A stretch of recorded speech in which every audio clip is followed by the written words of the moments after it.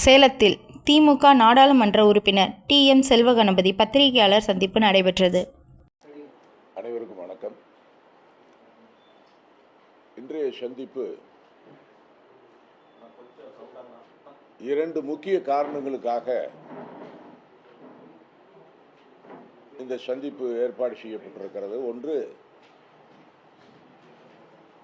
மகாத்மா காந்தி வேலை உறுதியளிப்பு திட்டம் எந்த அளவிற்கு தமிழ்நாட்டு ஏழை எளிய மக்களை பாதித்திருக்கிறது என்பதை மத்திய அரசு உணராமலேயே இருக்கிற காரணத்தினால கிட்டத்தட்ட கிராமப்புற ஏழை பெண்கள் இதை மட்டுமே தங்களுடைய வாழ்வாதாரமாக கருதி தங்களுடைய உழைப்பை கொடுத்து கொண்டிருக்கிற இந்த வேளையில் கிட்டத்தட்ட 5 மாத காலமாக அவர்களுக்கு உரிய சம்பளத்தை மத்திய அரசு வழங்கவில்லை. மாநில அரசு தன்னுடைய பங்கை இந்த திட்டத்திற்கு முழுவதுமாக கொடுத்துவிட்ட பிறகும் கூட மத்திய அரசுக்கு தமிழ்நாட்டினுடைய முதலமைச்சர் மாண்புமிகு தளபதி அவர்கள் எடுத்துச் சொல்லியும் கடிதம் வாயிலாக பிரதமருக்கே வலியுறுத்தியும் கூட ஒன்றிய அரசு செவிசாய்க்கவில்லை என்ற காரணத்தினாலே நேற்று கிட்டத்தட்ட தமிழ்நாட்டில் ஒவ்வொரு கிராமங்களிலும் 30 லட்சம் பெண்களுக்கு மேல் போராட்டத்தில் ஈடுபட்டிருக்கிறார்கள். கிட்டத்தட்ட 4034 கோடி ரூபாய் தமிழ்நாட்டுக்கு மட்டும் பாக்கி இருக்கிறது. இந்த கோரிக்கையை, இந்த அசாதாரண சூழ்நிலையை 5 மாதமாக சம்பளம் வழங்காத நிலை, அவர்கள் உழைப்பை கொடுத்தும், ஒரு ஜனநாயக நாட்டிலே இப்படிப்பட்ட ஒரு மோசமான சூழ்நிலையை பாராளுமன்றத்தில் எழுப்பியும் கூட போராட்டமாக கழகத்தினுடைய நாடாளுமன்ற உறுப்பினர்களும் கூட்டணி நாடாளுமன்ற உறுப்பினர்களும் போராடியும் கூட மத்திய அரசு ஒன்றிய அரசு செவிசாய்க்கவில்லை, கண்டனத்துக்குரியது.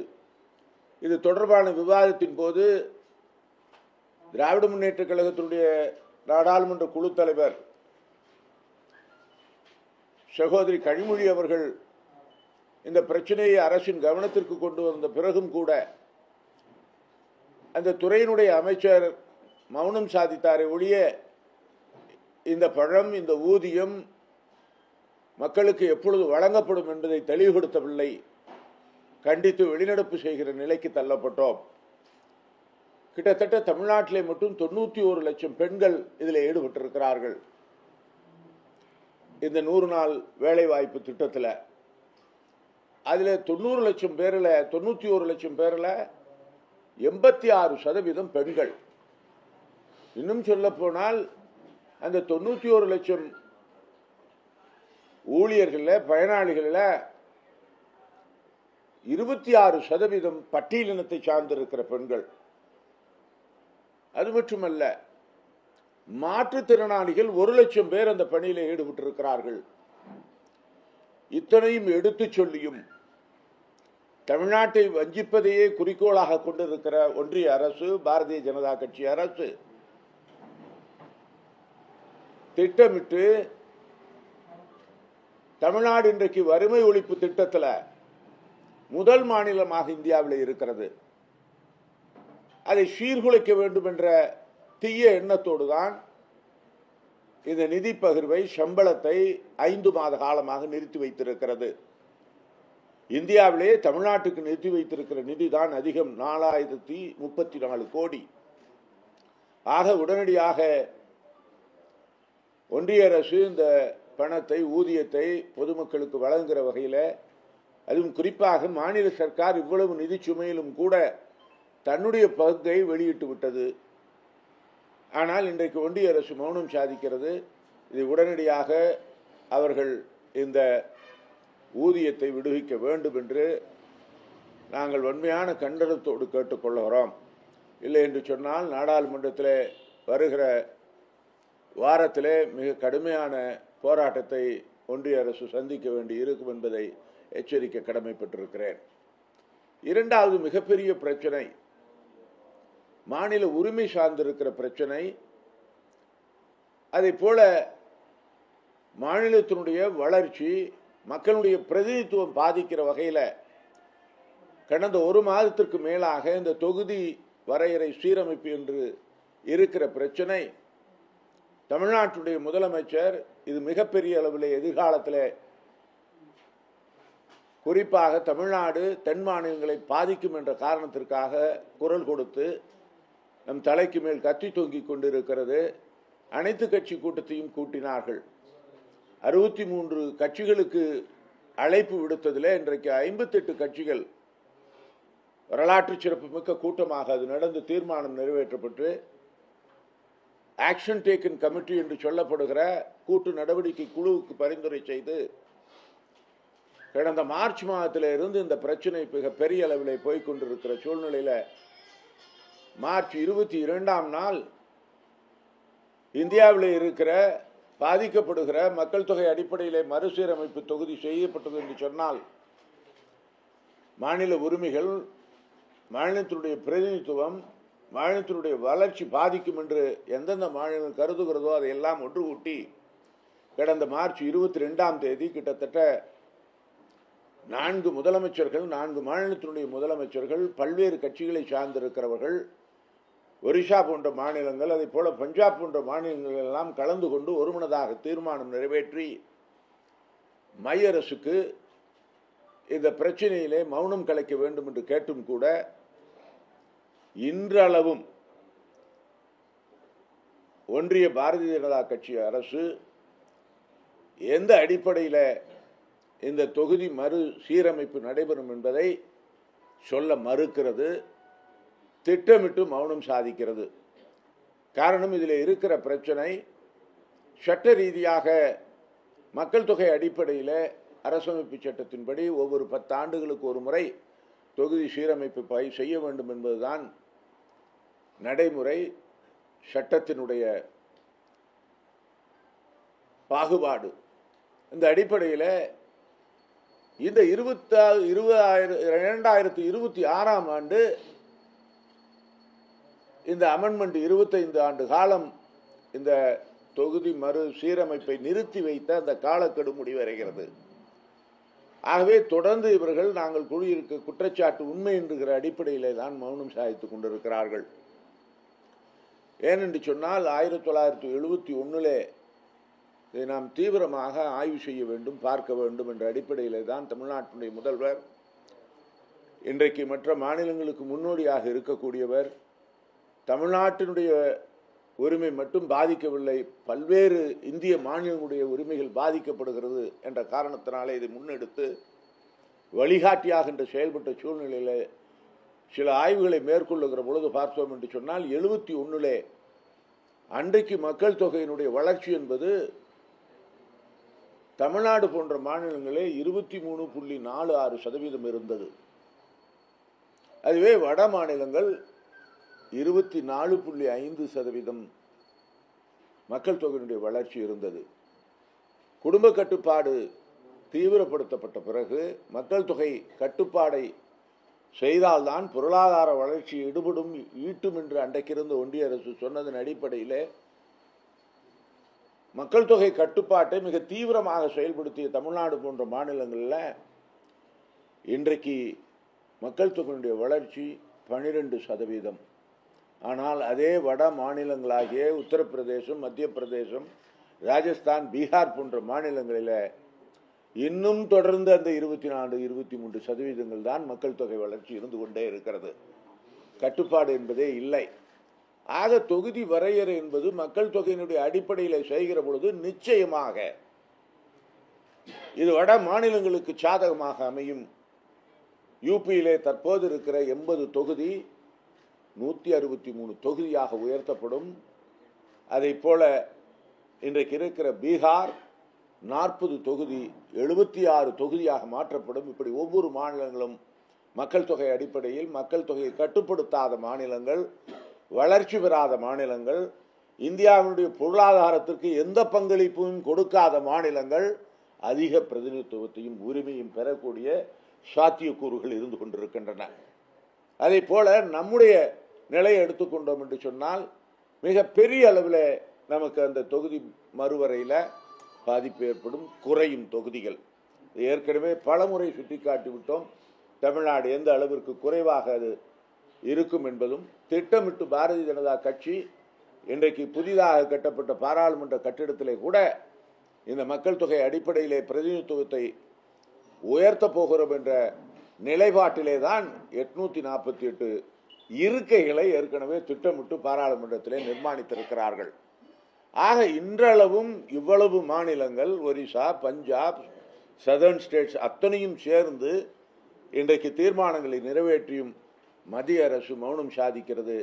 இது மிகப்பெரிய அளவில் இந்திய ஜனநாயகத்திற்கு கேடு விளைவிக்கக்கூடிய ஒன்றாக அமையும்.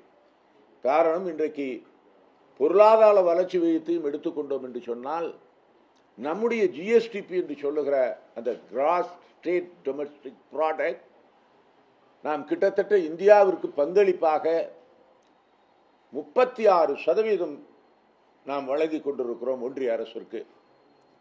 ஆனால் வட மாநிலங்கள் பெமரு என்று சொல்லுகிற பீகார், மத்திய பிரதேஷ், ராஜஸ்தான், உத்தரப்பிரதேஷ் போன்ற அந்த 4 மாநிலங்களை எடுத்துக்கொண்டோம் என்று சொன்னால், அவர்களுடைய ஜிஎஸ்டிபி அளவு நாம் 36% என்று சொன்னால், அவர்கள் 20 விழுக்காடிலே தான் இருக்கிறார்கள். ஆக நாம் கொடுக்கிற அந்த பொருளாதார பங்கீட்டில், வளர்ச்சியில் நமக்கு எவ்வளவு வரி பகிர்வு ஒன்றிய அரசிலிருந்து கிடைக்கப்பெறுகிறது என்று சொன்னால், 36% கொடுக்கிறோம், நமக்கு 20% தான் அவர்கள் திருப்பி வரி பகிர்வாக கொடுக்கிறார்கள். 20-26%. ஆனால் வட மாநிலங்களுக்கு இன்றைக்கு அபரிதமாக அவர்கள் பொருளாதார பங்களிப்பு இல்லை என்று சொன்னாலும் கூட, வெறும் 20% அவர்களுடைய ஜிஎஸ்டிபி இருக்கிற காரணத்தை இருந்தாலும் கூட அவர்களுக்கு வழங்கப்படுவது கிட்டத்தட்ட 40 விழுக்காடுகளுக்கு அவர்களுடைய வரி பகிர்வு சென்று கொண்டிருக்கிறது. உதாரணத்துக்கு சொல்ல வேண்டும் என்று சொன்னால், நாம் செலுத்துகிற 100 ரூபாய் வரிக்கு நமக்கு கிடைப்பது 29 ரூபாய். இன்னும் கர்நாடகா மிக மிக மோசம். அவர்கள் கொடுக்கிற 100 ரூபாய் வரிக்கு இன்றைக்கு அவர்களுக்கு வழங்கப்படுகிற வரி பகிர்வு 14 ரூபாய். இதே வட மாநிலங்களை எடுத்துக்கொண்டோம் என்று சொன்னால், நான் சொன்ன அந்த 4 மாநிலங்கள் மட்டுமே இன்றைக்கு 422 ரூபாய், 100 ரூபாய் வரியை கொடுத்துவிட்டு 422 ரூபாயை வாங்கி கொண்டு செல்லுகிறார்கள். குறிப்பாக பீகார் 922 ரூபாய் வரி பகிர்வு பெறுகிறார்கள். இது எந்த அளவிற்கு நியாயம் என்பதை இந்த நாட்டு மக்கள் உணர வேண்டும். ஏனென்று சொன்னால், 1000 ரூபாய், 100 ரூபாய் வரியை கொடுத்து விட்டு 1000 ரூபாய் ஒரு மாநிலம் எடுத்துக்கொண்டு செல்லுகிறது. ஆனால் அவர்களுடைய இண்டிகேட்டர், எக்கனாமிக் இண்டிகேட்டர் என்று சொல்லுவது மிக மிக மோசமான நிலையிலே இருக்கிறது.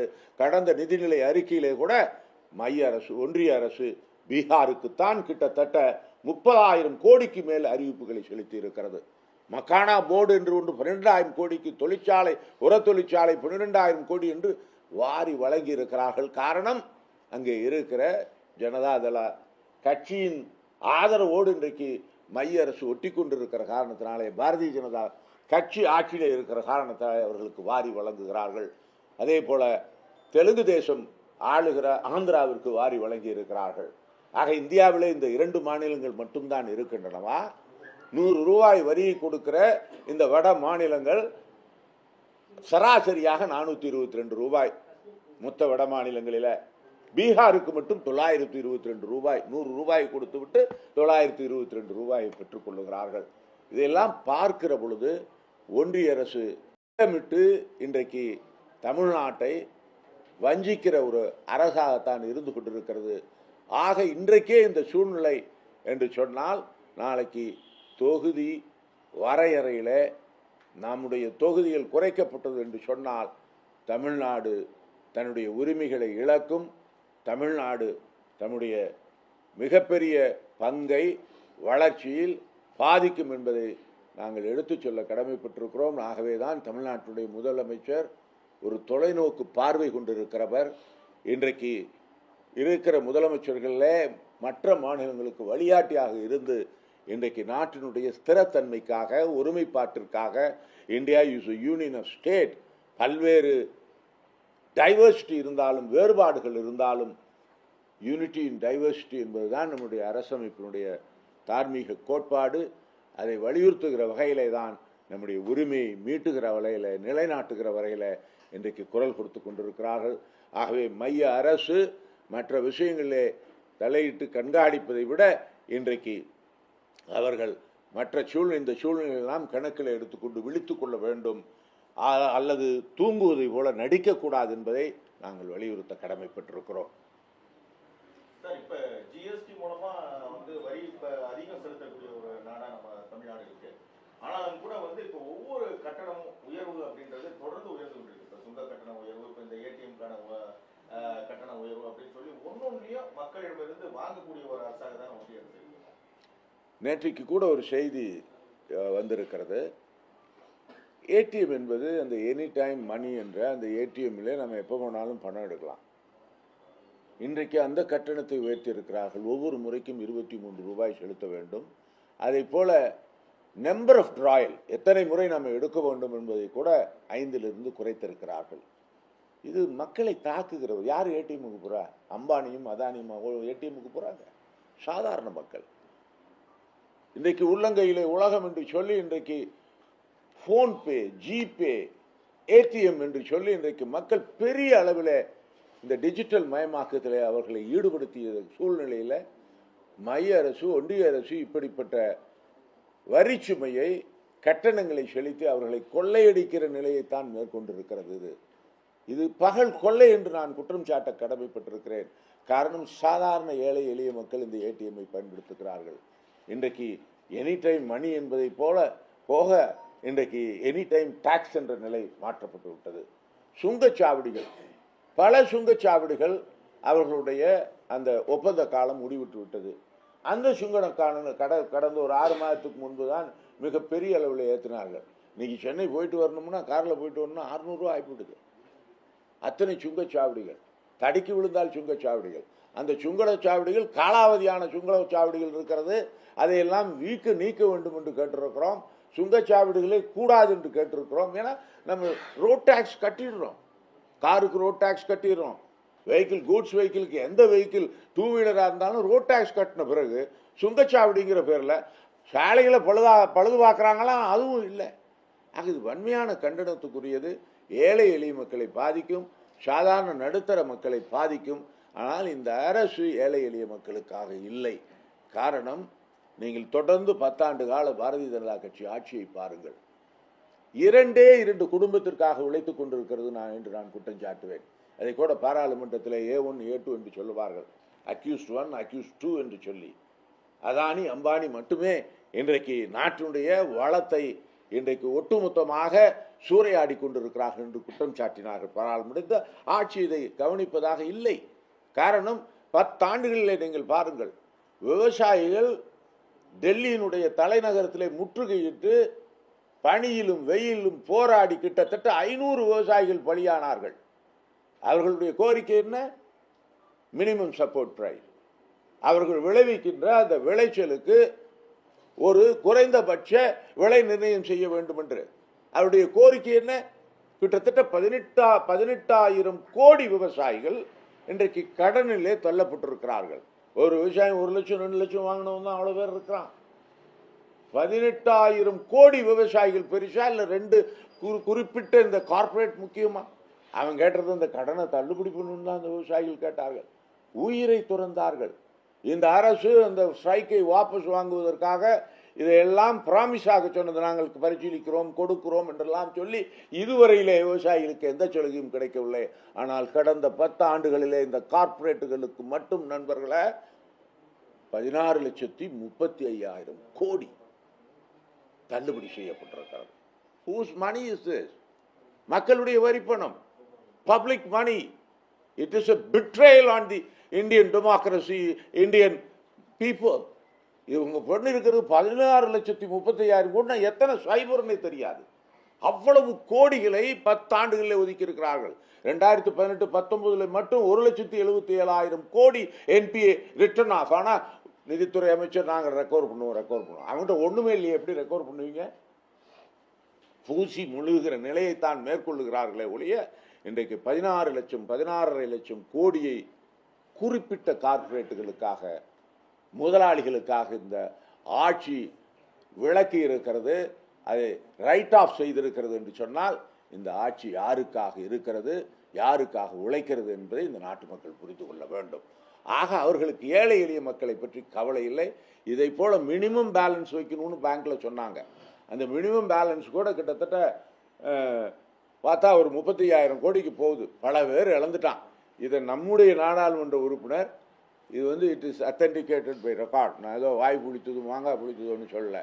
ஈரோடு நாடாளுமன்ற உறுப்பினர் பிரகாஷ் இந்த பிரச்சனையை எழுப்புகிற பொழுது அவருடைய அக்கௌண்ட்லேயே இந்த மினிமம் பேலன்ஸ் வைக்கலன்னு சொல்லி 12,500 ரூபா காணாமல் போயிடுச்சுன்னு பார்லிமெண்ட்டில் ரைஸ் பண்ணுறாரு. அடுத்த முறை செஷனுக்கு போயிலும் அந்த 12,500 ரூபாய் திருப்பி போட்டான். இது எத்தனை ஏழைகளுக்கு இவர்கள் செய்வார்கள்? திரும்ப அந்த கேள்வி எழுப்பணும். எனக்கு செய்தீர்களே, இந்த நாட்டு மக்களுக்கு செய்வீர்களா?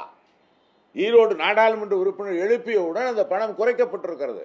மினிமம் பேலன்ஸ் இல்லைன்னு சொல்லி, அதனையும் ஆக்சிஸ் பேங்க் நினைக்கிறேன், ஒவ்வொரு இது இந்த மினிமம் பேலன்ஸுக்கும் தொடர்ந்து 500 குறைச்சிக்கிட்டே வரோம். 12,500 ரூபா காணாமல் போயிடுச்சு. இதை பேசணுன்னு திருப்பி போட்டாங்க. இதை எத்தனை ஏழைகளுக்கு திருப்பி கொடுப்பார்கள்? நாட்டில் எவ்வளோ பேர் இழந்திருக்கிறார்கள் இந்த மினிமம் பேலன்ஸின் காரணமாக?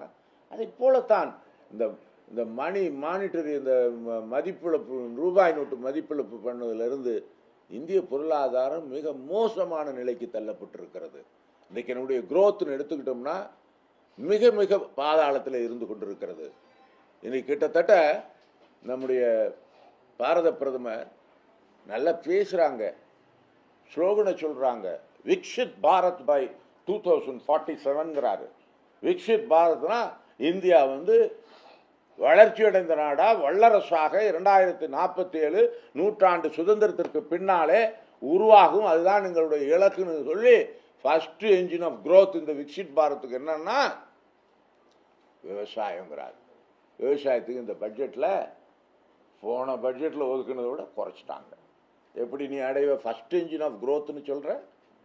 வளர்ச்சிக்கு முதல் என்ஜினாக நாங்கள் விவசாயத்தை தான் எடுத்திருக்கிறோம்னு சொல்கிறீங்க. ஆனால் இந்த ஆண்டு பட்ஜெட்டில் போன ஆண்டை விட 25,000 கோடியை குறைச்சிட்ட, இன்சூரன்ஸில் குறைச்சிட்ட, அவர்களுக்கு கொடுக்குற கடனில் ஒன்றும் பண்ணல, மினிமம் சப்போர்ட் ப்ரைஸ் கிடையாது, எந்த ஒரு வளர்ச்சி திட்டங்களும் கிடையாது. எப்படி ஃபர்ஸ்ட் என்ஜின் ஆஃப் growthன்னு சொல்கிறாரு? விக்ஷித் பாரத் 2047 இப்படி ஏழைகள் வயிற்றுலையே அடித்து எடுக்க முடியும்? வல்லரசு ஆகணும்னு சொன்னால் யார் வல்லரசு ஆகுது? அதானியும் அம்பானியுமா? இந்த நாடு முழுவதுக்கும் முன்னேற்றம் தேவையில்லையா? 2047 எப்படி வல்லரசு ஆகும் இந்த நாடு? உங்களுடைய growth இப்படி இருக்கிற பட்சத்தில் அமெரிக்காவினுடைய டாலர் மதிப்பும் ரூபாயினுடைய மதிப்பும் இன்றைக்கு பாதாளத்திற்கு தள்ளப்பட்டு விட்டது. தங்கம் 66,000 தாண்டி போய்விட்டது ஒரு சவரன் தங்கம். இன்றைக்கு இருக்கிற விலைவாசி இத்தனைக்கும் இதையும் மீறி பார்க்குறோன்னு சொன்னோம்னா இன்றைக்கு இருக்கிற ஆட்சி ஏதோ வந்து இப்படி ஸ்லோகங்களை சொல்லிக்கிட்டே இவங்க வந்து இந்த காலத்தை தாட்டிட்டு போகணும்னு நினைக்கிறாங்க. அதில் இந்த தொகுதி மறுசீரமைப்பு தான் மையமாக வச்சு தொடர்ந்து ஆட்சியிலே நீடிக்க வேண்டும். இந்த 4-5 மாநிலங்களை வைத்துக்கொண்டு அவர்களுக்கு மட்டும் நிதியை வழங்கி அவர்களிடமிருந்து ஓட்டுக்களை பெற்று இந்த தொகுதி மறுசீரமைப்பில் இருக்கிற அந்த தொகுதி அதிகப்படுத்துவதை வைத்துக்கொண்டு ஆட்சியிலே ஒட்டி கொண்டு இருக்க வேண்டும் என்ற ஒரு டாசிட் அஜெண்டாவிலே தான் இந்த ஆட்சி நடந்து கொண்டிருக்கிறது.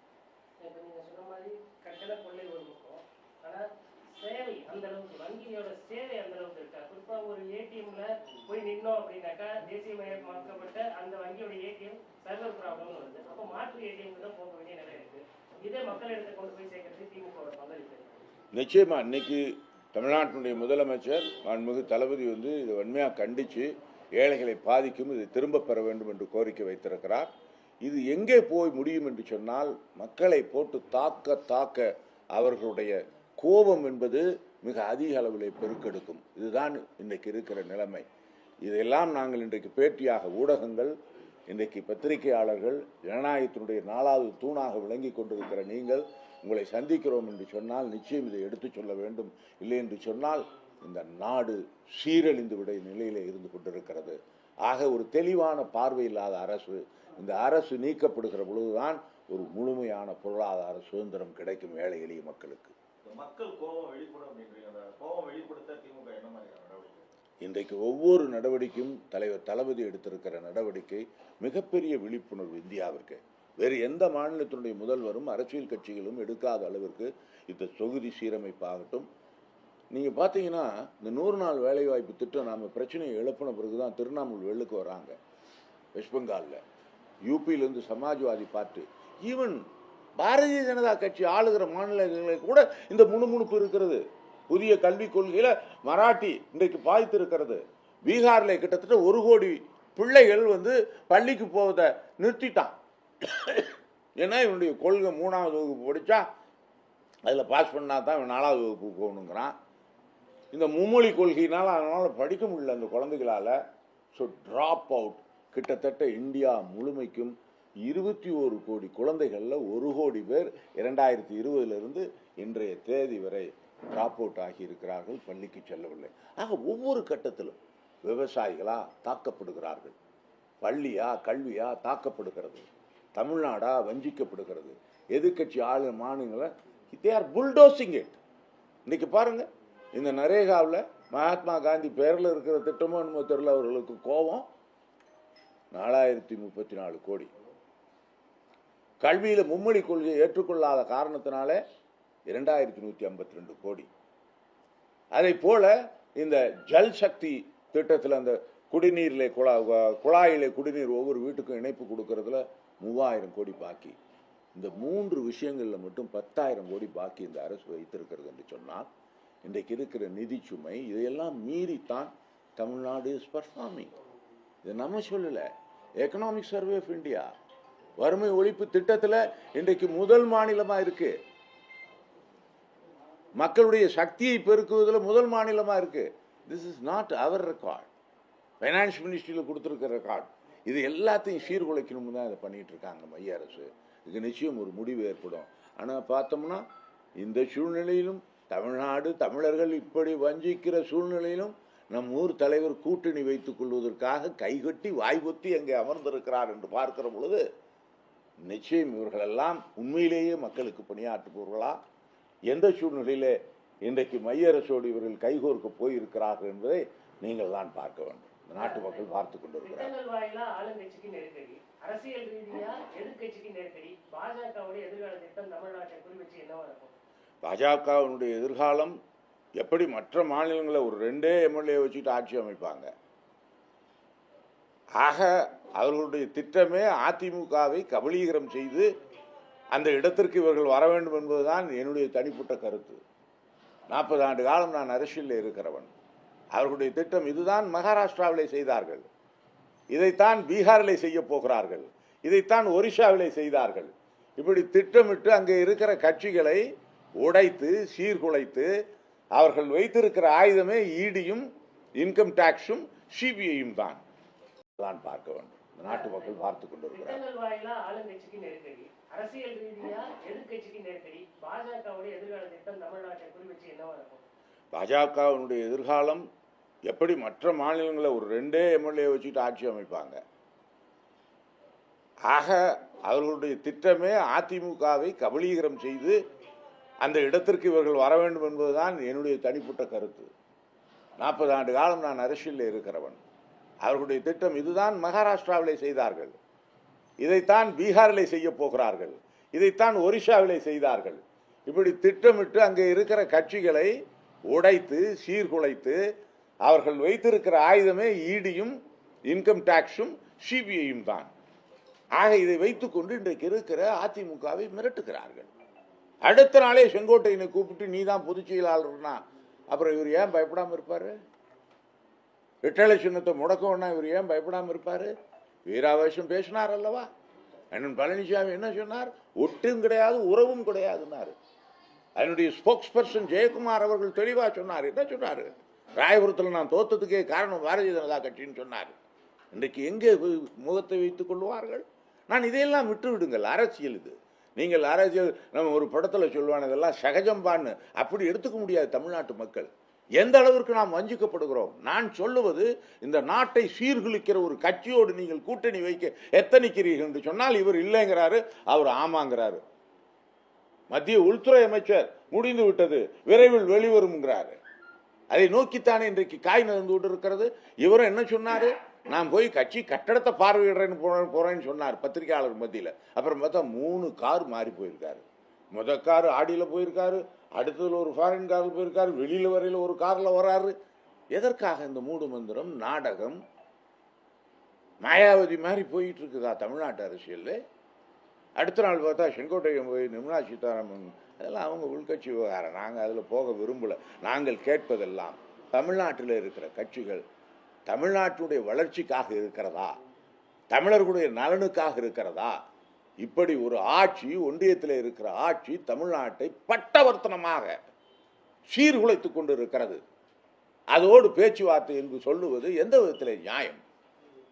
சிந்தித்து பார்க்க வேண்டும். நாட்டு மக்கள் கவனிப்பார்கள், உற்று கவனிப்பார்கள்.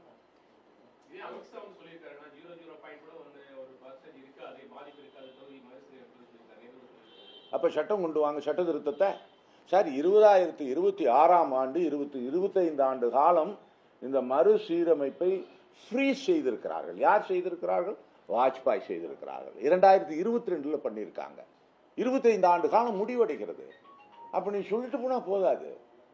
You should bring an amendment to the constitution. இன்னும் 25 ஆண்டுகளுக்கு நான் இதை ஃப்ரீஸ் செய்கிறேன், முடக்கி வைக்கிறேன், மக்கள் தொகையை அடிப்படையாக நான் எடுத்துக்கொள்ள போவதில்லைன்னு சொல்லாம நீ 848 சீட் அங்க பார்லிமெண்ட்ல அதிகப்படுத்தி வச்சுட்டு நீ 0% கூட மாறாதுன்னு சொன்னா யார் நம்புறது? யாரை ஏமாற்றுகிற வேலை? சொல்லுங்கள். நான் அரசமைப்பு சட்டத்தில் திருத்தம் கொண்டு வருவேன், 26 முடிவடையுது, மக்கள் தொகை அடிப்படையில் நான் மறுசீரமைப்பு செய்ய மாட்டேன்னு அமித்ஷா அவர்கள் சொல்லட்டும், பிரதமர் சொல்லட்டும். இல்லை, மக்கள் தொகை அடிப்படையில் நாங்கள் செய்ய போறதில்ல, அதுக்கும் நாங்கள் சட்ட திருத்தம் கொண்டுட்டு வரோம்னு அவரே சொல்லட்டும். ஏதாவது ஒன்றை சொல்லி இருக்கிறார்களா? 0% பாதிக்காதுன்னு சொன்னா எப்படி பாதிக்காது? சட்டம் மக்கள் தொகை அடிப்படையில் பண்ணணும்னு இருக்கும்போது நீ எப்படி பண்ணுவ? Change or declare. இத்தனை கட்சிகள் கூடியிருக்கிறது. தென் மாநிலம் 7-8 மாநிலங்கள் ஒன்று கூடி தீர்மானம் இயற்றி இருக்கிறது. இன்னும் மத்திய அரசு வாய்மொழியாக இருந்து கொண்டிருக்கிறது. ஆக பாரதிய ஜனதா இது சம்பந்தமாக எதையும் பட்டவர்த்தனமாக தெளிவாக எதையும் குறிப்பிடவில்லை, பூச்சி மொழுகுகிறார்கள். அதனாலதான் இவ்வளவும் நாம் அதை அழுத்தம் கொடுத்து கொண்டிருப்பதற்கு காரணம், இதில் எதிர்காலத்தில் the future of Tamil Nadu is at stake. மிகப்பெரிய பாதிப்பை ஏற்படுத்தும். சாதாரண விஷயம் அல்ல. நம்முடைய குரல் முழுவதுமாக ஒழிக்கப்படும். ஏன்னா மணிப்பூரில் என்னாச்சு? 2 ஆண்டு 3 ஆண்டுகளாக பற்றி எரிது. ஒரு பிரதமர் அங்கே எட்டி கூட பார்க்கவில்லை. ஆனால் யுக்ரைனுக்கு பேச்சுவார்த்தைக்கு போகிறார், அமெரிக்காவுக்கு பேச்சுவார்த்தை போகிறார். இவருடைய ஆட்சி காலத்தில் 10 ஆண்டுல 10 தடவை அமெரிக்காவுக்கு போயிட்டு வந்துட்டார். இன்னைக்கு ட்ரம்ப் ஆன் ரெக்கார்ட் இந்தியாவுடைய பொருளுக்கு வரி விதிப்பேன், ரெசிப்ரோக்கல் டாக்ஸ் போடுவேன் என்று சொல்லுகிறார். நீ என்ன பதில் சொன்னீங்க அதுக்கு? ஐயா வாங்கன்னு சிகப்பு கம்பளம் வலிச்சு இன்றைக்கு விவசாய பொருள்களுக்கு டாரிஃப் இல்லைன்னு பியூஷ் கோயல் காமர்ஸ் மினிஸ்டர் சொல்லிட்டாரு. எப்படி சொல்ல முடியும்? அப்படி அமெரிக்காவுடைய விவசாய பொருள்கள் இந்தியாவுக்குள் வருவதற்கு டாக்ஸே போடாமல் நீ பண்றேன்னு சொன்னால் இங்கே அவன் என்ன பண்ணுவான்? அவன் பொருளை கொண்டு வந்து டம்ப் பண்ணுவான். உன் விவசாயிகளுடைய உற்பத்தி அப்படியே அழிஞ்சு போகும், நாசமாக போகும். அதுதானே இது சொல்லணும். இதுதானே பொருளாதாரம். நீ டாக்ஸ் இல்லை அப்படின்னு சொல்லிட்டீங்கன்னா சைனாவுக்கு இந்த பொருளுக்கு டாக்ஸ் இல்லைன்னா அவங்க கொண்டு வந்து டம்ப் பண்ண போகிறான். நம்மளால் அதை தான் வாங்க போகிறான். நம்ம ஊர் ஆப்பிளும், நம்ம ஊர் பாதாமும், நம்ம ஊர் விளைபொருளும், சர்க்கரையும் எல்லாம் வீணாக போகும். Dumping will be the only course. Tax இல்லைன்னா என்ன ஆகும்? மிரட்டுறாரு ட்ரம்ப். என்ன மிரட்டுறாரு? நீ டாக்ஸ் எடுக்கலைன்னு சொன்னால் நான் ரெசிப்ரோக்கல் டாக்ஸ் போடுவேன் உன் பொருளுக்கலான்னு. அடிபணிஞ்சிட்டியே. மெக்சிகோ முதுகெலும்போடு சொன்னான் வா பார்க்கலான்னு. சைனா, யூரோப்பியன் கண்ட்ரி, இத்தனை நாடுகளும் சொல்லிவிட்டது ஏற்றுக்கொள்ள மாட்டோம் ட்ரம்புடைய கோரிக்கைன்னு. ஆனால் இன்றைக்கும் பிரதமர் மோடி அதை பற்றி பேசவில்லை. பியூஷ் கோயல் நாங்கள் குறைக்கிறதுக்கு பரிசீலனை பண்ணிட்டு இருக்கோம்னு பத்திரிகையில் வந்திருக்கு. எப்படி ஏற்றுக்கிறோம்? as spineless government.